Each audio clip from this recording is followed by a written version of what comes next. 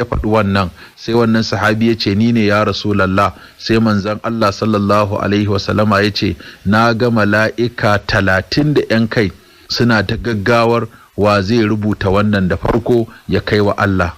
Wannan yana tun a cikin sahihul Bukhari. Da haka wannan ya nuna mana falalal faɗar in an ɗago daga ruku'u ka ce hamdan kathiran tsayiban mubarakan fihi mubarakan alaihi kama yuhibbu rabbuna wa yarda. Na 10 annabi sallallahu alaihi wasallama ya ce wanda ya yi sallah raka'a 12 ta nafila tsakanin dare da rana Allah zai gina masa gida a cikin aljanna. Wannan hadisi ya nuna mana falalar yin raka'a 12 a kullum Allah zai gina wa mutum gida a gidan aljanna. Wannan yana na cikin sahihul jami'us sagir. Na 11 annabi sallallahu alaihi wasallama ya ce wanda ya kiyaye yana yin raka'a 4 ta nafila kafin sallah azhar da kuma raka'a 4 ta nafila bayan sallar azhar Allah zai haramta masa shiga wuta. Wannan hadisi ya magana akan falalar yin nafila raka'a 4 kafin azhar da yin raka'a 4 bayan azhar. In ka hada da azhar din ya zama raka'a 12 kenan, to Allah zai haramta maka shiga wuta. Yana nan a cikin sahihul jami'us sagir. Na 12 annabi sallallahu alaihi wasallama ya ce Allah ya ji kan wanda ya salla raka'a 4 kafin la'asar.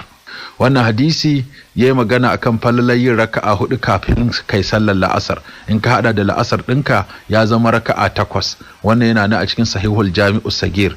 Na 13 annabi sallallahu alaihi wasallama ya ce wanda yake karanta ayoyi 10 da daddare ba za a rubuta shi cikin gafalallu ba.